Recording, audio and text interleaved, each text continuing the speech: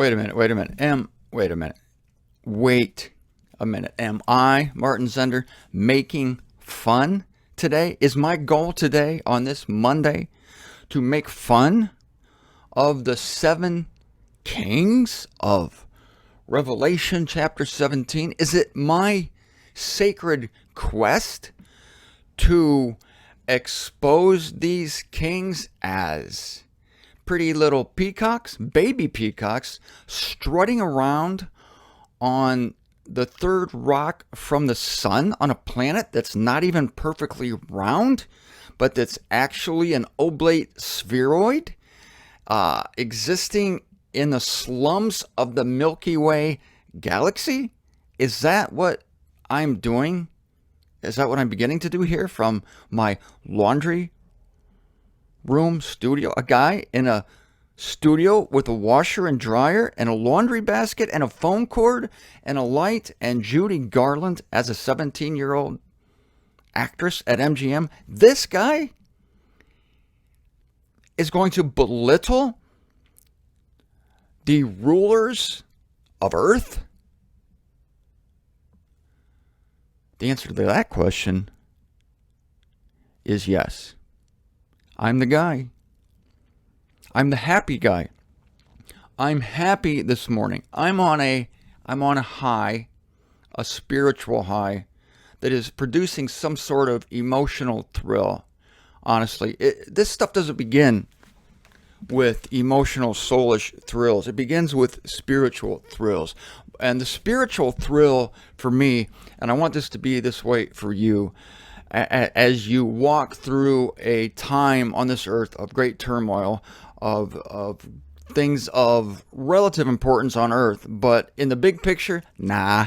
I want you to revel, as I am today, beginning this week, in your anonymity and in your having no confidence in the flesh, as a sheep before the shearers. But Jesus Christ is described as a sheep. But a funny thing, he's also described as the Lion of Judah, depending on how you want to look at him.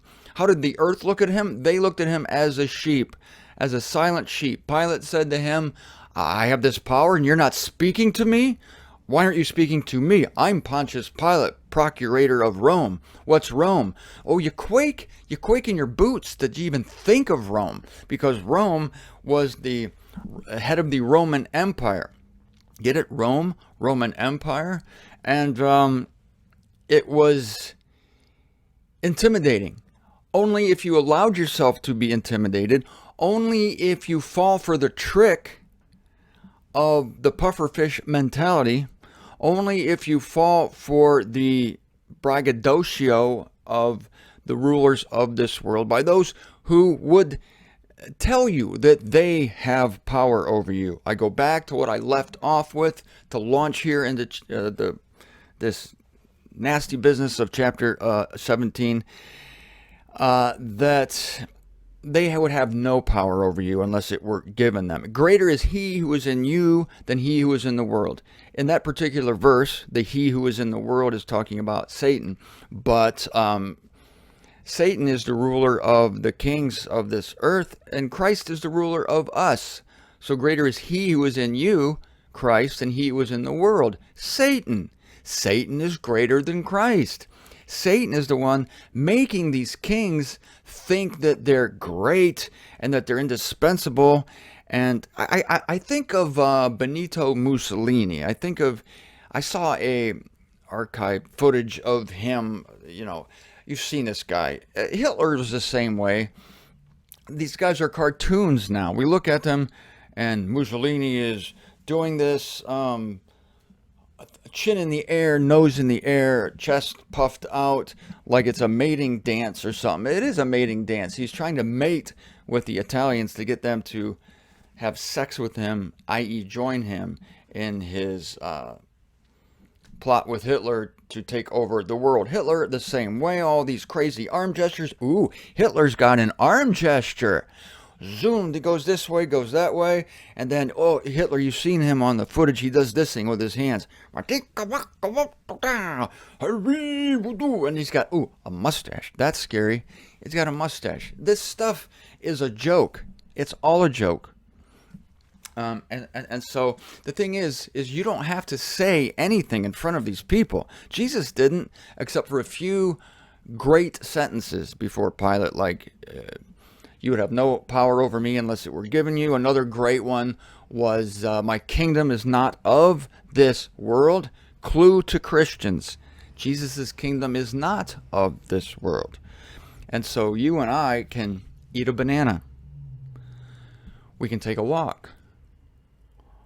We can have a glass of wine.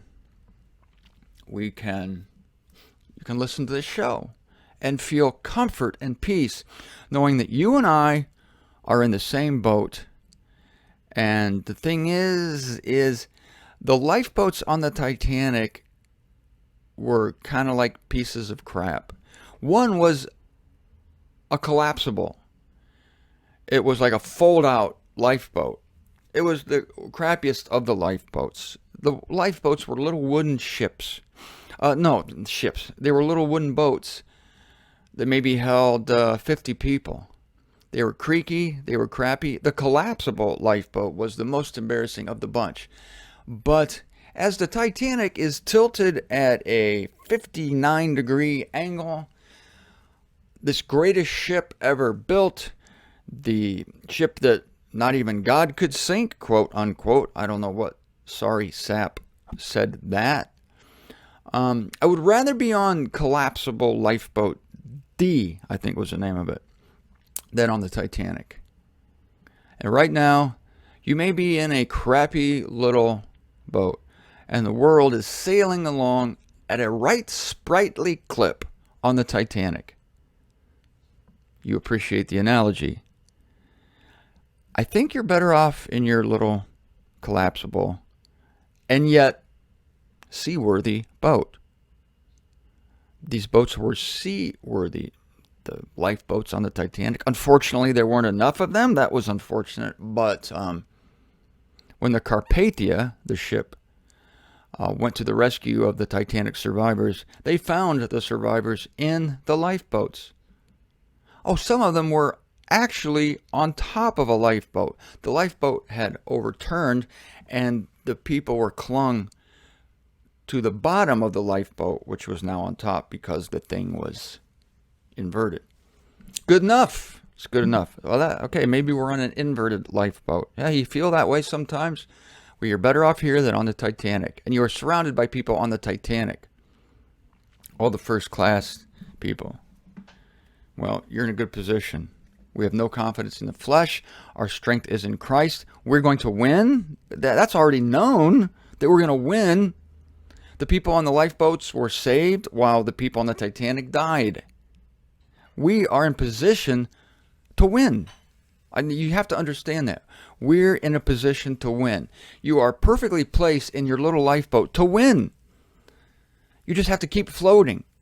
And I don't even think the lifeboats had oars. Did the lifeboats on the Titanic have oars? A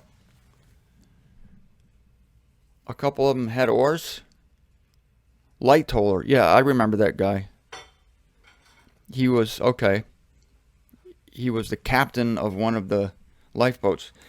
They had makeshift captains on the lifeboats. Suddenly, if you were a person of unusual skill, of unusual leadership skills that had not been recognized heretofore, you could have captained one of the lifeboats that survived the sinking of the Titanic in April of 1912. All you had to do was just stand up and say, I have a vision. And everybody would be like, yeah, we're all for it. What's your vision? Everybody's shivering there. I'm going to keep us engaged. I'm going to tell a few jokes here. I'm going to sing a song for you. And I'll tell you some stories about my childhood. Anyway, I think we're all going to make it. I'm pretty sure we're going to be rescued. So somebody of anonymity, 30 minutes before, becomes a giant when life is reduced to survival on the bottom, let's say, of a lifeboat or in a fold-out lifeboat. That's the joke of lifeboats. Lifeboats are a joke enough. Like, you've been reduced to a lifeboat, but now you're reduced to a fold-out lifeboat or the bottom of a lifeboat. It's all good enough. And so those of us at the bottom of the social rung on the Titanic, we can rise to estimable heights, to an esteemed place by our peers, our few peers. There aren't many peers floating around in the Atlantic on these lifeboats. I think you could yell across the fog to each other, "Hello!" and you can communicate with other lifeboaters there. It became a very intimate community. Quite a club now that you survived the sinking of the Titanic. That's quite a club. It's quite an exclusive club, isn't it? And these people became celebrities when they landed in New York, plucked out of the Atlantic by the Carpathia, landed in New York. They were celebrities. Everybody wanted, all of a sudden, they were famous people. Now, you and I, we are also going to be very famous individuals when we are delivered to the shore of our celestial home, because we will have just come out of the biggest wreck in human history. That is the wreck of this earth. We will have come out of it, and people will be in awe. Like, you were on that ship? Oh my God, what was it like? What was it like? You were on it? Like, you saw it sink? Yeah, we saw it sink. We saw it forming, and we saw it developing. And yes, nobody thought we were anything. Everybody thought we were stupid, unwise, weak, ignoble, and stupid. Yet, because of the disaster, we found something within us, not by our own power, but by the power wrought in us by a higher power in the circumstances. We became leaders in our own right. And all of a sudden, our word had power, whereas it didn't have power before. But believe us, it wasn't like that when we were on the Titanic. Before the iceberg hit, we were nobodies. We were, in fact, probably looked down upon by the Astors of the Titanic, those people in the first class berths. I'm telling you, we were nothing, but yes, we survived it. And now, interesting that all the microphones are being shoved in our faces now. Where were you before? Oh, can you imagine? Jesus Christ. I could use Joseph too. It's like his brothers, before they know him, all of a sudden they're like pretty excited about Joseph. They don't know he's Joseph yet, but now he's risen to be this great man in Egypt, and they're all like bowy, they're all like worshipy and trembly. It's like, Joseph, where were you before? I've always had this wisdom. I've always had this vision. Where were you before? Where were you back in Israel? You see? That's the time of his testing, when he was given visions ahead of time. And the time of testing was when he went about unrecognized. Just like those people who rose to prominence on the dingy little lifeboats, they were tested during their time on the Titanic, when they had to still maintain some sort of identity, self-possession, in the face of being on the bottom rung of the social strata, the social ladder. That's our challenge now. You must maintain a measure of dignity, and your dignity does not come via your worldly possessions or your position in this life. It comes from the nod of knowing of Jesus Christ. When he nods your way, you ought to feel great. You ought to feel like, I'm going to be all right. You're going to be more than all right. Jesus Christ loves us especially. He's the Savior of all humanity, especially of believers. You're the especially. Jesus Christ, same way. All of a sudden, every knee will bow, every tongue confess that Jesus Christ is Lord. And he would rightly be able to say, I don't think he will say, but he could say if he wanted to, where were you before? Where were you when I was a humble little ex-carpenter in Nazareth? Where were you then?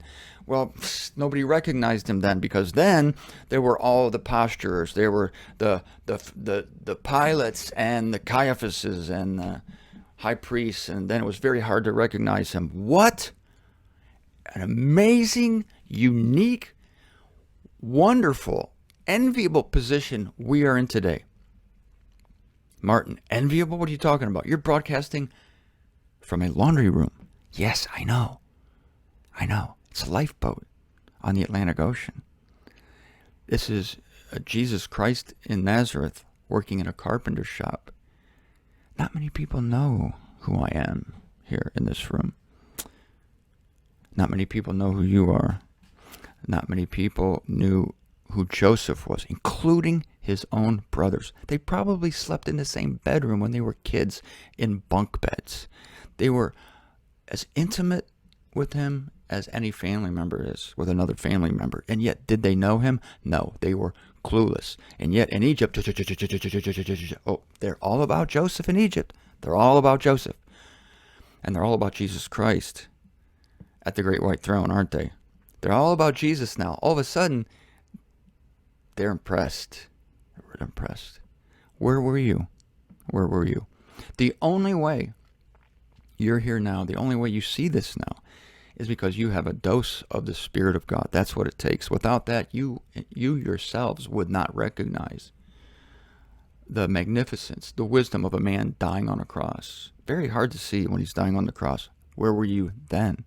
Where were you then? Well, Paul assures us in Romans chapter 6 that we were then crucified with Christ. We were figured to be, in the mind of God, associated with Jesus Christ in that terrible moment, which was actually the greatest moment in universal history. And as we are identified with Christ in his humiliating crucifixion and death, we are also identified with him. Here's the good part of that. In his resurrection. And that now Paul says in Ephesians chapter 2, we are to be seated with Christ in glory at the right hand of God. Not too shabby.